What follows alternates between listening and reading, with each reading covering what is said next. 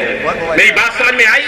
آپ سودا لینے جاتے ہیں، آپ کسی چیز کو لینے جاتے ہیں تو آپ دیکھتے ہیں کہ یہ چیز جو ہے صحیح ہے کہ غلط، آپ کو بجا کر کے دکاندار سے لیتے ہیں۔ آپ جب قرآن کو حدیث کو لینے جا رہے ہیں، پڑھنے جا رہے ہیں، تو کیا آپ کے ایمان کا اور آپ کے عمل کا یہ تقاضا نہیں ہے کہ پہلے پرکھیں کہ ہم کس سے قرآن کو پڑھ رہے ہیں، کس سے قرآن کو سیکھ رہے ہیں؟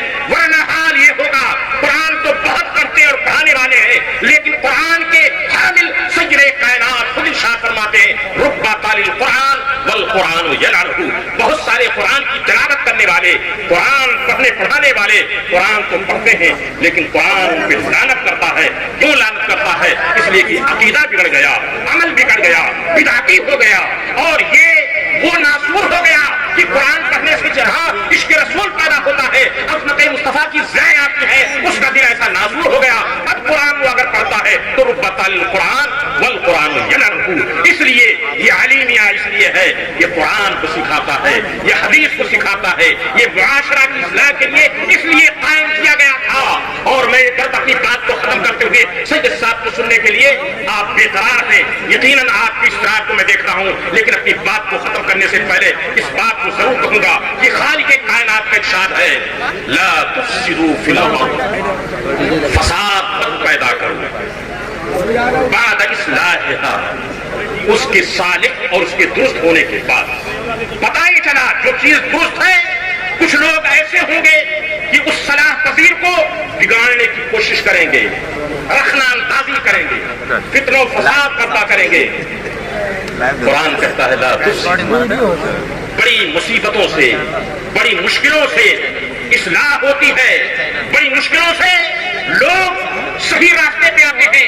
اے لوگوں کو کیوں بھٹکاتے ہو؟ فساد مت پیدا کرو اور ڈرو، اس لیے کہ رب تبارک و تعالیٰ نے اپنے حبیب پاک صلی اللہ علیہ وسلم کے ذریعے ساری انسانیت کو، سارے کائنات کو صلاح سے، فلاح سے، رحمتوں سے بھر دیا تھا۔ ہند ہو کہ سندھ، امریکہ ہو کہ افریقہ، جنوب ہو کہ شمال، شرق ہو کہ غرب، رحمت العالمین کے نور نبوت سے پوری زمین صلاح پذیر ہو گئی تھی۔ اب اگر کوئی فساد پیدا کرتا ہے تو سوچو آپ کسی گھر کو بناتے ہو، اگر اس کو کوئی بگاڑے تو آپ کو کتنی تکلیف ہوگی۔ گھر تو اینٹ پتھر اور گارے کا ہوتا ہے، اگر آپ اس کو بگاڑو گے تو مالک کو بنانے والے کو کتنی تکلیف پہنچے گی، اس کا دل کتنا روئے گا۔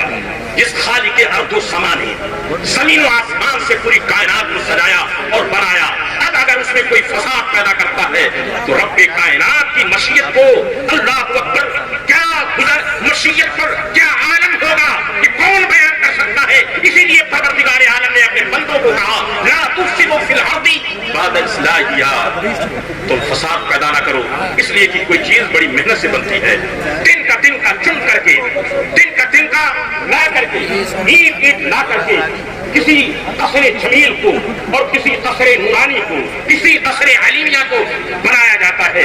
اس میں نہ جانے کتنے محنت کشوں، نہ جانے کتنے حلال کمانے والوں، نہ جانے کتنے غریبوں، نہ جانے کتنے مخلوق الحال، نہ جانے کتنے مخلصوں کا خون شامل ہے۔ اب اگر کوئی فساد پیدا کرے تو اس کے پانی کو رب کائنات کی مشیت پر کیا گزرتی ہوگی، اس کا کون جواب دے گا؟ میں عرض کرنا چاہتا ہوں کہ تفصیلی خطاب ہر زاویے سے تو آپ سید صاحب اللہ سے سنیں گے، لیکن میں چندہ شاہی اور بجوار کے مسلمانوں سے، اور جس کا دل چاہے وہ خلوت میں جلوت میں ہر بات کو مجھ سے سمجھ سکتا ہے، دن کا جوڑ کر کے جب کسی چیز کو بنایا جاتا ہے، ایک اگر بنتی ہے دل پہ کیا گزرے گا۔ تم کو کہتے ہو تالا لگ جائے کوئی بات نہیں، استغفر اللہ، معاذ اللہ، یہ کیسے بندہ مومن تصور کر سکتا ہے، سوچ سکتا ہے ہم اس وقت کے آنے سے پہلے زمین پھٹ جائے، آسمان گر جائے۔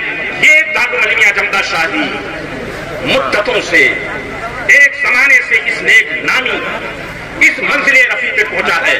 خدا را آبادی کے لوگوں ہوش میں آؤ، اپنے عقائد کو سنوارو، اپنے اعمال کو سنوارو، اپنے بچوں کو پڑھاؤ، اصلاح کرو۔ اور علیمیہ اتنی جفاؤں کے بعد، اتنی محبتوں کے بعد، اتنی محنتوں کے بعد اس منزل پہ آیا ہے، اگر اس کا کوئی ایک دن کا اس کی کوئی نیت کھسکتی ہے تو ڈرو اس وقت سے۔ ہم سب کو اپنے رب کی بارگاہ میں توبہ کرنا چاہیے، استغفار کرنا چاہیے۔ چاہیے کہ کہیں ہم آفتوں بڑا بنا مبتلا ہو جائیں. لوگ یہ مت سمجھیں کہ ہم نام لے لے کر کے ہو جائیں گے. اعلیٰ حضرت اس وقت ہوں گے جو اعلیٰ حضرت کا کام کرے گا, اعلیٰ حضرت کے مشن کو پھیلائے گا. اعلیٰ حضرت اور ان کے خلفاء اس وقت راضی ہوں گے جو اعلیٰ حضرت کا مشن پھیلائے گا. اعلیٰ حضرت کا کیا مشن تھا؟ اعلیٰ حضرت فرماتے ہیں وہ 10 نکاتی پروگرام پیش کرنے کا موقع نہیں ہے, لیکن اس کا میں خلاصہ اگر مجموعہ پیش کرتا ہوں کہ فرمایا مسلمانوں کی فلاح و بہبودی کے لیے, عزت و آبرو کے لیے قریہ قریہ, گاؤں گاؤں, شہر شہر مدارس اور مکتب قائم کیے جائیں, مدرسین رکھے جائیں, انتظام کیا جائے, کتابوں کا انتظام کیا جائے. اور ہم یہ ہیں کہ اللہ اکبر, ہم کتراتے ہوئے ہیں. ہمارے باپ داداؤں نے تو نہ جانے کتنی محنت کر کے غربت کے عالم میں آج ہمارا پیٹ بھرا ہوا ہے, پھر بھی ہماری غیرت کا کیا ہو گیا ہے کہ ہمیں غیرت نہیں آتی. اس لیے ساری ملت اسلامیہ آج کی اصلاح معاشرہ کانفرنس میں چونکہ آپ ہمارا تن گوش ہو کر کے سید صاحب کو سننے کے لیے آئے ہیں, اس لیے میں آخری جملہ اور آخری پیغام اس کانفرنس اور اصلاح معاشرہ کا آپ کے کانوں تک اور اپنی بہنوں کے کانوں تک بھی پہنچانا چاہتا ہوں. معاشرے کا اصلاح آپ سے ہوگا. آپ اپنے بچوں کا اصلاح کریں, تعلیم و تربیت سے ان کو آراستہ کریں, ہر چیز پہ نظر رکھیں, ہر چیز کو دیکھیں.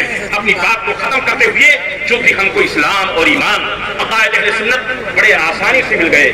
ہم نے تاجدار اہل سنت کو دیکھا, ہم نے علماء اہل سنت کو دیکھا, ہم نے